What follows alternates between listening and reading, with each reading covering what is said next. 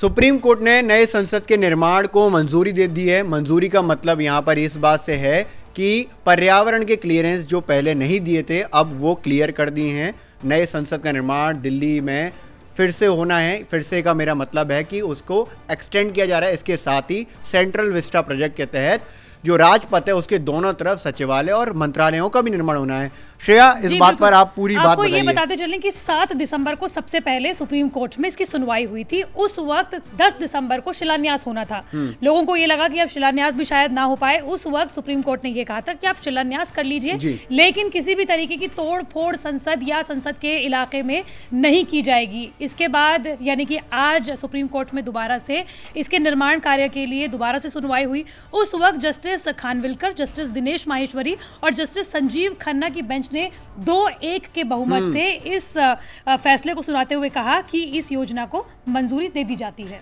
आपको ये बता दें कि जो सेंट्रल विस्टा प्रोजेक्ट है इसके तहत बहुत बड़ा इलाका है जो लटियंस वैली जिसे हम कहते हैं वो आता है और उसका निर्माण होना है। उसमें नए निर्माण को मंजूरी मिल गई है। इसमें अगर आप देखेंगे तो राष्ट्रपति भवन के आसपास का इलाका यानी कि नॉर्थ ब्लॉक और साउथ ब्लॉक, इसके अलावा नया संसद का निर्माण और सबसे बड़ी बात कि जो सब राजपथ है 3 किलोमीटर का जो राजपथ है जो राष्ट्रपति भवन से जब आप चलते हैं और इंडिया गेट तक आते हैं तो उसके दोनों तरफ का जो इलाका है वहां पर मंत्रालयों का निर्माण और सचिवालय का निर्माण होना है। इसी को लेकर सुप्रीम कोर्ट ने रोक लगाई थी। रोक इस तरह से लगाई थी कि क्लियरेंस आप पहले ले लीजिए फिर आप नया निर्माण कीजिए।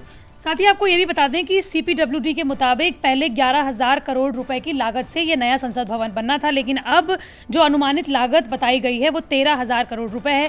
साथ ही जिस तरीके से अविचल ने बताया कि कौन कौन सा वो इलाका है, राष्ट्रपति भवन, संसद भवन और इसके अलावा जो आसपास के जो इलाके हैं वहाँ पर ये नया संसद भवन बनना है और उसका निर्माण कार्य होना है। अगर वर्ग मीटर में बताऊँ तो आपको बता दें कि 64,000 वर्ग मीटर क्षेत्र में ये नया संसद भवन बनना है। श्रेया, आप ये भी बताइए कि ये कब बनना है।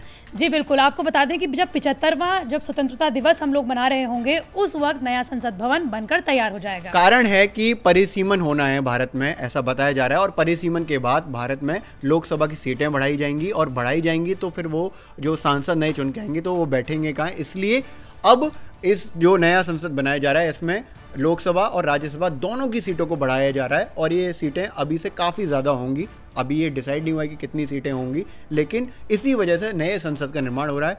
संसद के साथ साथ ये भी साफ कहा जा रहा है कि जो नया मंत्रालय बनाए जाएंगे, नया सचिवालय बनाया जाएगा, उसका कारण ये है कि आसपास सारी चीज़ें अवेलेबल हों। जो एक ही इलाका है 3-4 किलोमीटर का, वहीं पर जो सारी चीज़ें अवेलेबल हों। पूरा देश यहाँ सुप्रीम कोर्ट ने एक और बात बोली है कि जिस तरीके से प्रदूषण की समस्याओं को लेकर ये जो अर्जी डाली गई थी उस पर उन्होंने ये कहा है कि इस पूरे इलाके में स्मॉग टावर बनाना जरूरी होगा। जी, आप जानते हैं कि जो दिल्ली है वो पूरी दुनिया की सबसे प्रदूषित राजधानी है। इसीलिए जो क्लियरेंस थे वो पर्यावरण मंत्रालय से ही आने थे, क्योंकि जब पोल्यूशन इस तरह की चीज़ों में देखा जाता है तो सबसे बड़ी बात यही रह जाती है कि पूरे देश में जब पोल्यूशन की स्थिति ख़राब होती जा रही है और ऐसे में दिल्ली की स्थिति अगर ख़राब हो जाएगी तो दिक्कत बढ़ जाएगी। और ये पर्टिकुलर इलाका जो है वो 3-4 किलोमीटर का है। जैसे मैं फिर से बता रहा हूँ आपको कि राष्ट्रपति भवन से जब आप इंडिया गेट की तरफ आते हैं तो 3 किलोमीटर का जो राजपथ है उसके दोनों तरफ ये निर्माण होना है और नए संसद का निर्माण होना है। अभी का जो संसद है उससे आगे बढ़कर उसको एक्सटेंड किया जाएगा और ये मेड इन इंडिया होगा, क्योंकि जो इसका निर्माण कार्य है वो आपको बता दें कि टाटा प्रोजेक्ट लिमिटेड जो है वो कर रहा है। जी, तो अब से ये क्लियर हो गया है कि सेंट्रल विस्टा प्रोजेक्ट के तहत नए संसद का निर्माण, इसके साथ ही नए मंत्रालयों का निर्माण और नए सचिवालय का निर्माण क्लियर हो गया है। अब इजीली ये काम हो पाएगा। पहले इसका शिलान्यास नरेंद्र मोदी के हाथों से हो चुका है, लेकिन शिलान्यास के बाद निर्माण कार्य पर रोक थी। अब किसी भी तरह की रोक नहीं रहेगी। अब काम तेजी से होगा और जल्द से जल्द, जैसा कि श्रेया ने बताया कि 75वां जब आज़ादी का वर्ष हम मना रहे होंगे तब ये निर्माण कार्य बनकर तैयार हो सकता है और नए संसद में आप देख सकते हैं कि किस तरह से पूरे काम फिर से शुरू हो जाएंगे।